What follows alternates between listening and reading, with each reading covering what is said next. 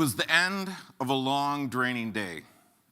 You know, the kind of a day that you're finally glad it's over. Doug, a well-intentioned employee of our firm, made a disrespectful comment to me on his way out of the office that day. Doug's comment cut deep. It brought me back to a time and place early in my career where the environment was incredibly toxic and self-centered. I knew the next morning I would have to deal with Doug. I have no fear of conflict, although it isn't one of my favorite activities. So not having a lot of time, I stepped into Doug's office and asked him the question, Doug, on your way out of the office last night, were you an energy giver or an energy taker?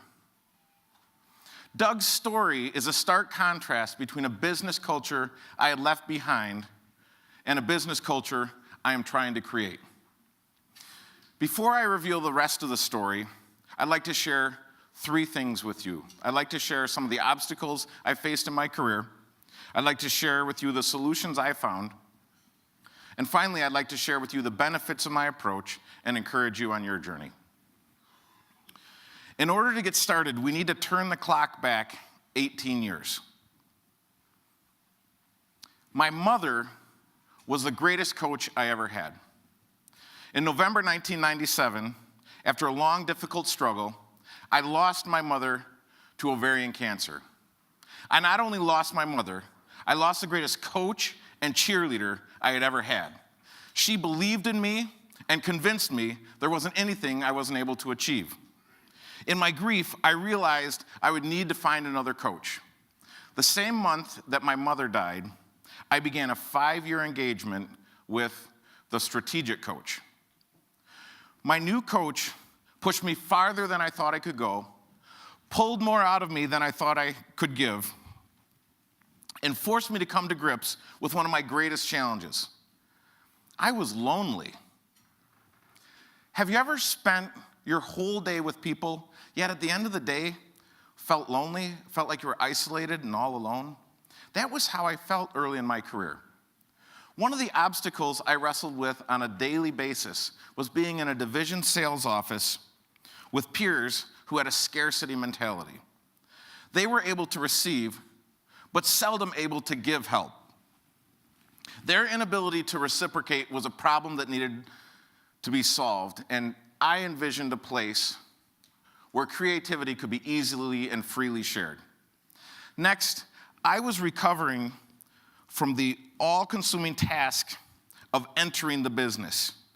My very first few years were very challenging as I was getting started in my career, and I believed there had to be a better way to become a financial advisor than the sink or swim approach that I had endured.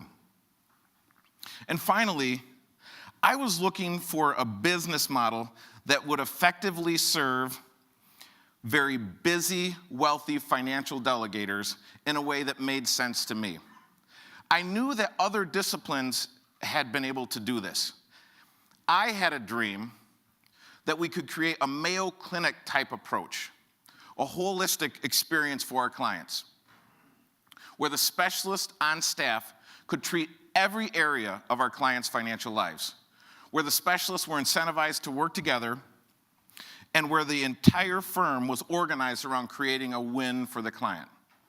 I felt like what I had was an urgent care approach to treating my clients' needs, and I dreamed it could be better. In order to begin turning my obstacles into opportunities, there were 4 key areas that I needed to deal with. I needed to deal with my place, my people, my products, and my pay. To deal with my place, I realized I had to change my playground and my playmates.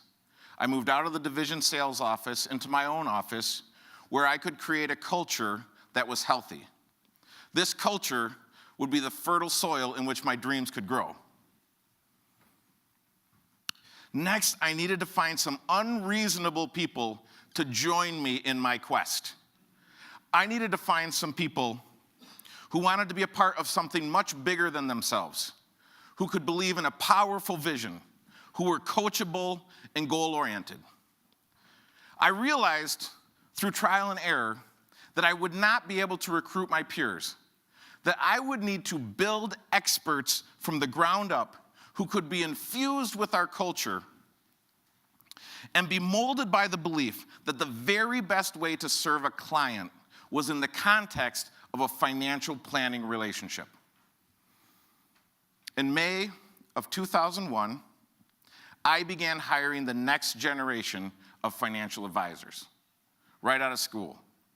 I hired Joshua, then Ryan, then Mike, then Summer, Matt, Amy, Bill, Becca. One by one, I hired and trained a group of young professionals who could believe in our vision and our mission.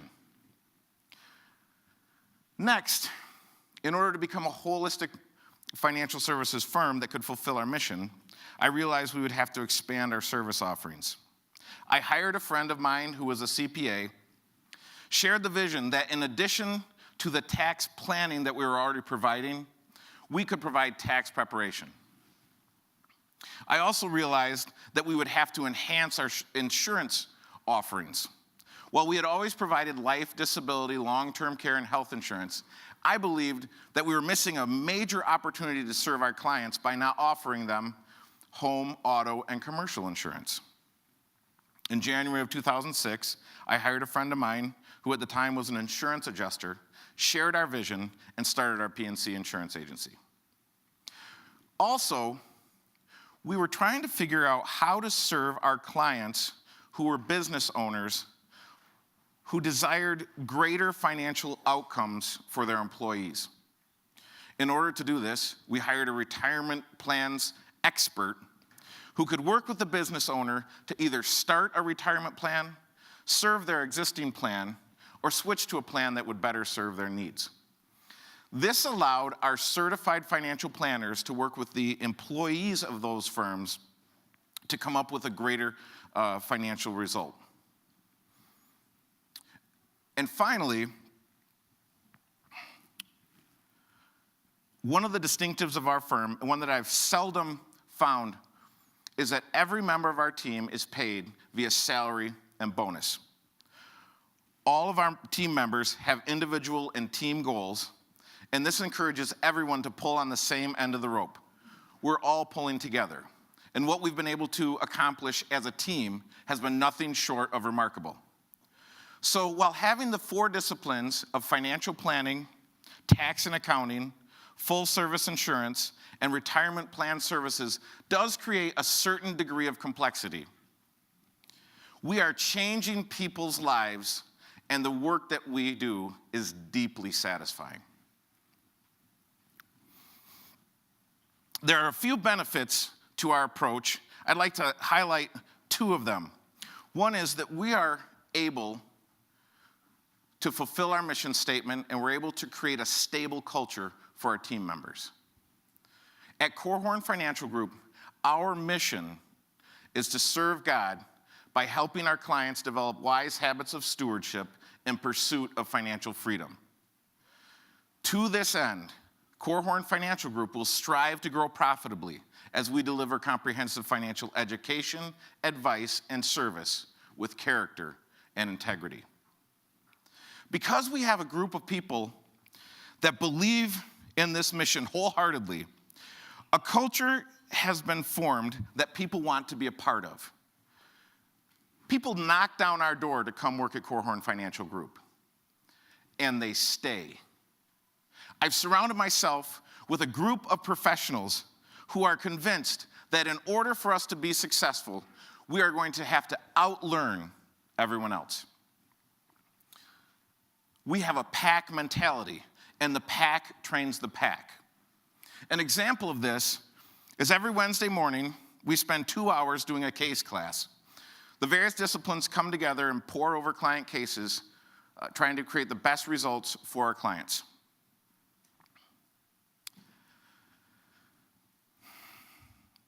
I started this morning with a story about Doug. and his comments that were quite out of step with our culture and needed to be addressed. When I asked Doug,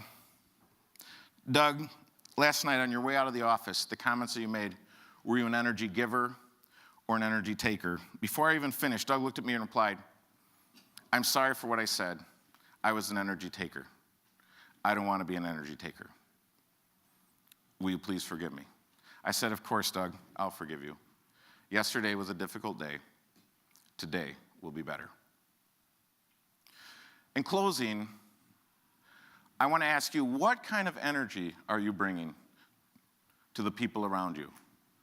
To your clients, to your team at work, your family, your broker-dealer? I am the guardian of the culture at Korhorn Financial Group, and it is my responsibility to be an energy giver, to make sure that our clients and our employees are free to pursue their dreams and become energy givers. True independence has given me the freedom to mold and shape the culture around me. How are you shaping the culture around you? As an energy giver, you can change the world one financial life at a time. Thank you.